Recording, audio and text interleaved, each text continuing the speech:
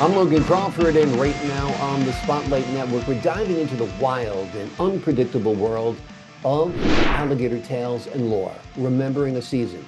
It's written by a terrific author. His name is Samuel W. Holder Jr.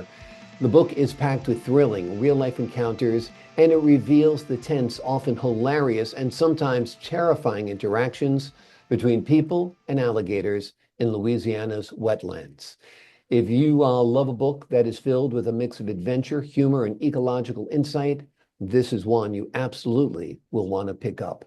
We're delighted to have this very talented author join us here today on Spotlight. We thank the team at Atticus Publishing for helping us put him in the spotlight today. We ask viewers like you to support authors like him by subscribing to our channel and by purchasing his amazing book. The links are below this interview. Sam, great to see you here today on Spotlight. Thank you so much for joining me. Thank you for having me. I appreciate the time that you're offering. It's my pleasure, sir. This is an incredible book. It kind of reminds me of Steve Irwin, the crocodile hunter. Instead, Yeah. we have Sam Holder, the alligator guy. When did you first become so well acquainted and so knowledgeable about alligators? Well, my background basically is biology. I'm an ecologist, and I was working for Jefferson Parish, and as it was, uh, there was a problem with alligators in that they almost went extinct back in the late 50s and early 60s.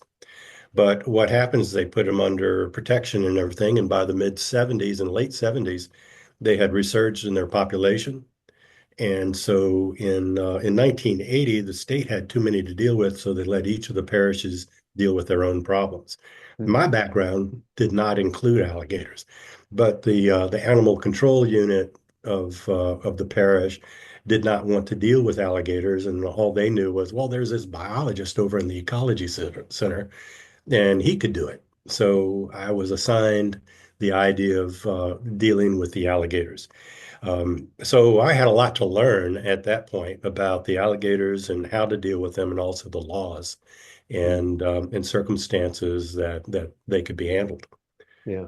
Alligators certainly have not only rebounded, they've thrived. In some cases, there's too many alligators, it seems, nowadays. If you look at some of the areas of Florida where people get chased on golf courses and housing communities and wind up in swimming pools, there's quite a few crazy things that happen with alligators. Tell me one of your best alligator stories, if you would. Well, one of the things that occurred a lot actually were little Johnny or Jimmy or Jack would bring home an alligator that would be anywhere from 18 inches to 3 feet long. Without mama knowing it, they would put him in the bathtub and put in some water and whatnot. So mama, of course, would discover this alligator in the water. The sides of the sides of the tub were too slick for the alligator to be able to crawl out. So he was just sitting there enjoying the water and waiting for whatever.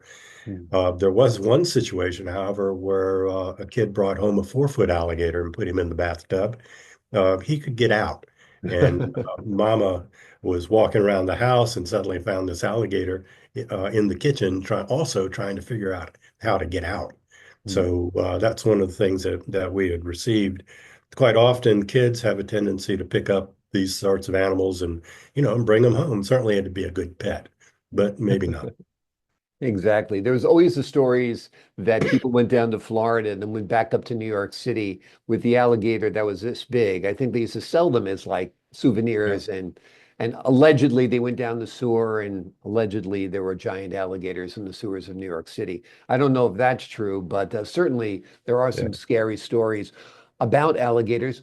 Are they dangerous to people? I mean, I know they can be, but what kind of risk do they pose to human beings? They mostly are dangerous in the situation where people want to interact with a wild alligator.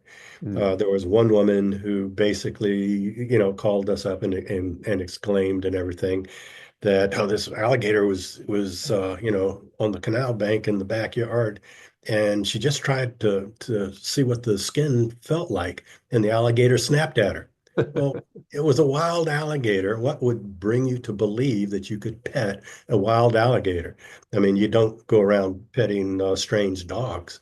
So what would make you think that that would be a good idea? Not a good idea Yeah. at all. Now, I've heard about alligators that they are very much a threat in the water because that's their terrain. They're fast in the water, but they're slow on land, so you can generally get away from one. Is that the truth?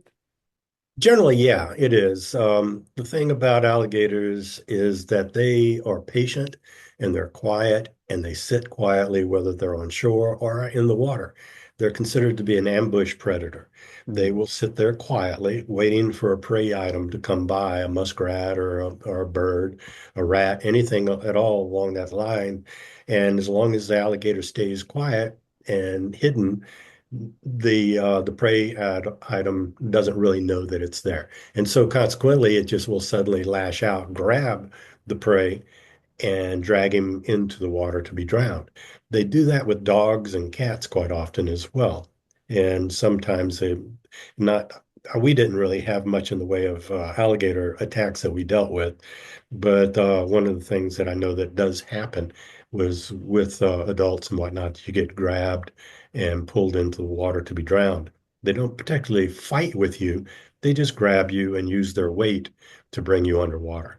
Yeah, I mean, there was a pretty famous viral video that was circulating a year or two ago about a guy who dog got grabbed by an alligator, like you mentioned, and the old Yeah. man, I think he was like 70 years old, was able to pull the alligator out of the clutches of pull the dog out of the clutches of the alligator. So it is amazing what happens. Sometimes devastating thing happens. There was a child in Disney World a couple of years ago who went near a Hmm. little creek and was eaten by an alligator. So alligators do pose a big risk. The stories are funny when they end happily, but unfortunately, sometimes there's not happy endings. When you were working in Louisiana in Jefferson Parish, as you mentioned, were you like kind of like known as Alligator Sam or anything like that at this point? Well, they called me the alligator guy. Nobody really knew my name, which is probably a good thing. And but I was the alligator guy, and I would get these phone calls from people who were just exasperated about a circumstance in their backyard or wherever. Again, little Johnny brought home another alligator, and the kid doesn't quite understand. And so I hear all these strange stories. Then, you see, I was administrating the program, and I had several trappers that I would assign to go deal with the alligator. Mm. And if I couldn't get in touch with one of the trappers, then I would have to go and get the alligator and remove it also. But typically what would happen for some of the stranger situations is that the trappers had to come back to me and give me a report. I needed to know the tag numbers and things of that nature in order to do my report back to the state, which would go back to the feds. And they would come back quite often laughing about their side of the story and what they had witnessed. Mm. So there I was. I had these stories from the guy that was calling, just all excited and upset. And then I had the other side of the story from the trapper Mm. as to what the situation would be.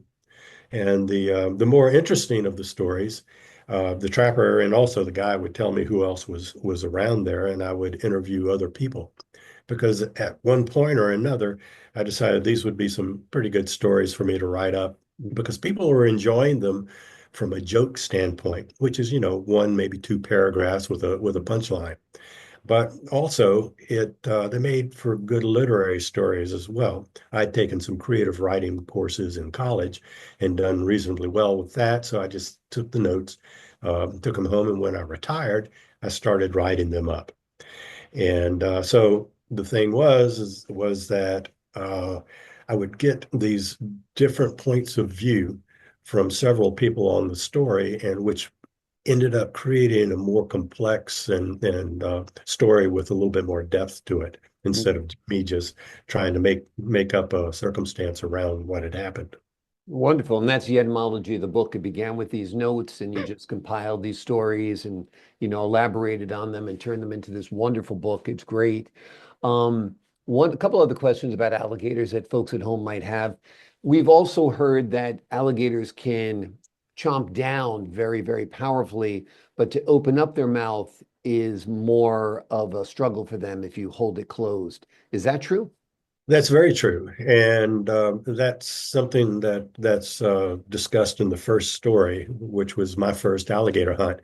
The guy basically grabbed was able to grab the alligator and pick it up out of the water, and his mouth was wide open, trying to snap at anything that it could. And the trapper basically worked his hands up over the head of the alligator and onto the jaws and just slowly closed them. Yeah, you can keep a jaws of an alligator closed with just two fingers because Amazing. all of their power is closing, and there is much less power in trying to open. Amazing. That's good to know if you happen to be swimming in a fresh body of water in Louisiana or Florida or whatever they like, and and there's an alligator nearby. Hold that mouth closed. I've actually been seeing alligators when they've been caught by trappers. Sometimes they wrap the snout in gaffer's tape, right? That's right. Yeah. Yeah, because quite often, they sometimes will shoot the alligator in order to kill it. You don't really want to bring a live alligator into your boat. But some people decide that's what they want to do. But it's wise to go ahead and put a big rubber band or some masking tape or anything around the mouth, because there is the possibility of a sudden reaction by the alligator, just sort of a reflex action to Yeah. snap. Yeah. And because that's their main method of protecting themselves is grabbing things with their mouths. And it seems like their tail is pretty powerful too, and probably knocking you down, right? Or knocking Well, the prey that's down. really a big myth, actually. The Really? thing about it is that, yeah, you have to watch out for the tail for a big alligator.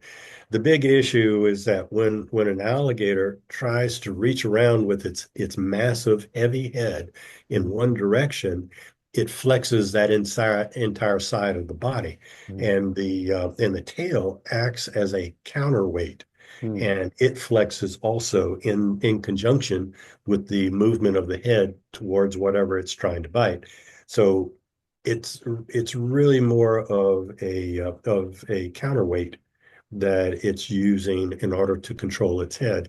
But at the same time, you do have to be careful because in that particular situation, you can get bumped down by a tail, particularly if it's a particularly large alligator. Yeah. Amazing. Amazing stories throughout. A terrific book. It's quite a read. You'll laugh sometimes. You'll be scared sometimes. You'll learn a lot while reading this book. It is called Alligator Tales and Lore, Remembering a Season. It is packed with thrilling real-life encounters. This book reveals the tense and often hilarious and sometimes terrifying interactions between people and alligators in Louisiana's wetlands. Sam, thank you so much for joining us here today on Spotlight. Thank you very much. I appreciate talking to you. I appreciate talking to you as well. To the folks at home, I'm Logan Crawford, thanking you for your time this time. Until next time on Spotlight.